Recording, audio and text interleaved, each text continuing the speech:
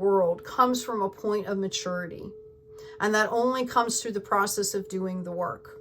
Okay? And then we reach the high priestess energy, which is the divine feminine. It's a seer, relying, you really start to tap into that intuition.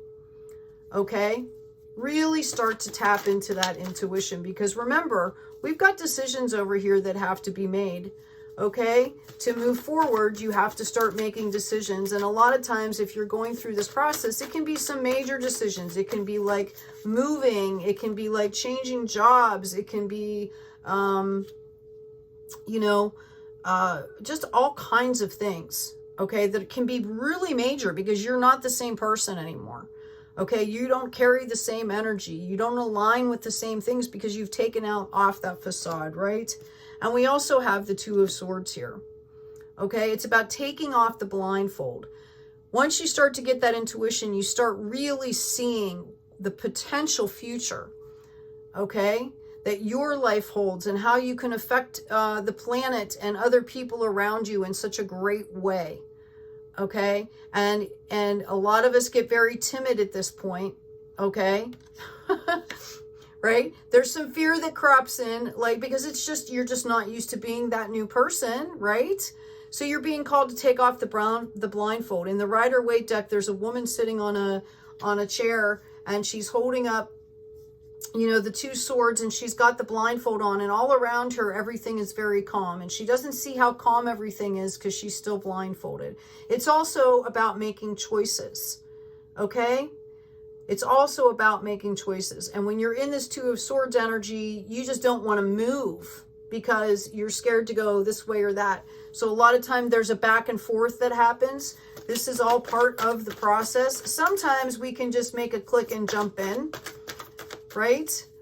Okay. If you really get in tune, I'm not saying this happens for everybody, but this is generally the process here. And then, you know, people start coming in, and we have options on a higher ground here for spiritual growth, okay? Continued spiritual growth that often leads into financial health as well, okay? Because when you are aligned and in your purpose, okay, the stuff that you start to attract is at such a high frequency comparative to this stuff. You know, the stuff that you were doing before, okay, that it just, there's always growth that's involved. And normally there's monetary value as well, because you've done all this work. Once you go through this process, there's, you know, 8 billion people in the world. There are other people that aren't doing this. Excuse me. Okay? Yeah. Confirmation. Spirit leads the way. Spirit paves your way. And you're not going to believe the other card that came out here. Give me just a second so I can move these up. Okay. We had the Knight of Swords down here right before the Judgment card. Okay. It just kind of keeps happening. Like, did you level up? Right? Did you learn? Are you ready to move forward? Okay. Tower moments, opportunities, Spirit comes in. You've learned the lessons, okay? You're moving on to calmer waters here, into the High Priestess, into this strength. This is kind of what happens, just in varying intensities, okay? And then these people, again, the same process for these people, whoever these people are that did not do the work or that need to do more work, okay? They're presented with moments of decision here so that they can do their growth, okay? Now, this all stemmed from perfectionism. And I took perfectionism, and Spirit led me to talk about ego, because that's what the crux of perfectionism is. It's fear, okay? And putting on a facade for other people. So, you know, every time we level up, we have to shed old skin, and it comes down into a harvest. And this is a harvest that you've nurtured. That's why it came out with the 10 of Wands here, because it's a process that you learn more, better self-care, better awareness. You rely more on your intuition. You can see more clearly. You're focused in more on your soul purpose and your self-development. Okay, that's all a nurturing process. It's not something that just happens overnight. Okay, that's why the harvest is being shown here. All right, with the 10 of Wands. Okay, let me see if there's any other guidance I can get for us here. Actually, I'm not going to use this deck here. I'm going to grab this one. Spirit, is there any other guidance that you feel necessary to give to the thank you? Yeah, we've got the King here. Man, authority, male sexual energy, things pertaining to the law and justice, number 3. Okay, because at this point, when you hit this point of gaining this harvest, you have also leveled up and balanced off the emotions, the intuition back into the 3D. And you're bringing in this King, this Trinity energy, mind, body, spirit, all aligned together on the throne, ready to lead whatever this is moving forward. A very mature energy here. Okay. So this is kind of the process. There's lots of ways to shed the ego. One of the greatest things that I have done for myself in the past was, you know, tracking my behaviors, my thoughts. Okay. Yeah. In order to identify, because once we identify things, then you can start to work on them. And there's lots of ways to do that. At some point, I'm going to cover this stuff in another video too. Okay, and after you've got the structure down and you're getting all organized and you're being logical and you're melding that with this high priestess energy here to where you're using your intuition, but it's applied on the 3D in an appropriate way, right? Because we have to fold back into the 3D and the requirements and the standards to some extent. Okay, then we get the Raven, number 10. Magic, coincidence, and synchronistic events. Once you put that divine masculine and feminine together and start to grow on that in your soul purpose, you get the harvest. You get the King who is managing everything in a very stable, balanced, harmonious way. And then the universe says, okay, you're ready, and starts to bring in those synchronistic events. Okay, which happens all the way through this, but we don't necessarily see them for what they are.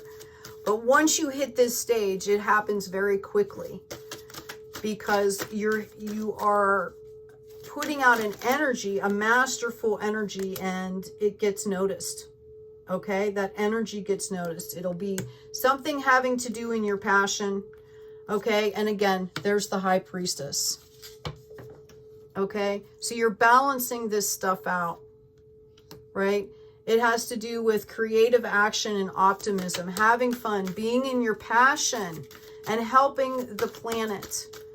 Okay, so wouldn't you much rather be living in that than living in your ego, living under other people's expectations, right? Being miserable, feeling like you're never enough, rather than being really valued and claiming your power and standing in your power, because this is what this is here. It's not about pleasing other people. It's not about, you know, doing things for the sake because you feel like you have to do them, right? This is about living a good life, living a full life, living a joy-filled life, living a passionate life, helping not only yourself, but helping the collective, okay, the whole planet, because you're living in the right frequency within alignment for yourself. You're also, just by doing this process, when other people are watching you do this, no matter how they feel about it, no matter how they react to you, you are setting the example. You are showing them that it's possible to do this. And this is why you also get rewarded as well. Okay? You're self-actuating, basically. We've got the Hawk. Omens and Messages, number 11. Okay? And this goes the whole way out throughout this process. Like I said, You know, you'll see synchronicities, magic. You know, you'll start to relate with numbers coming up. They'll keep repeating, or, you know, you'll see signs or words or, you know, feathers, or that's the whole, you know, during this whole process.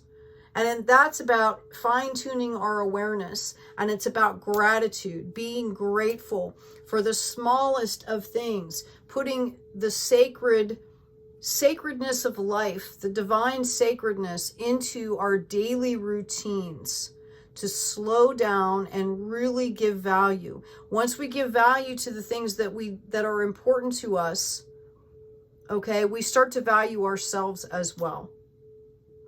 Okay? So I hope this has been helpful. I'm going to go ahead and I'm going to pull a quote or an affirmation card here. Thank you, angels. Thank you, guides. What can you give us for the collective as an affirmation or a meditation boost here for folks that are going through this process, dealing with the ego, letting go of things that no longer serve them? Deciphering is what I'm hearing. Nothing exists the way it appears. It's all up to our karma. Okay?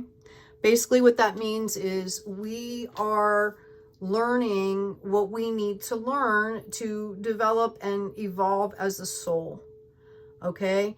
There's another one in here that talks about if you want to look at your future, look at your present actions.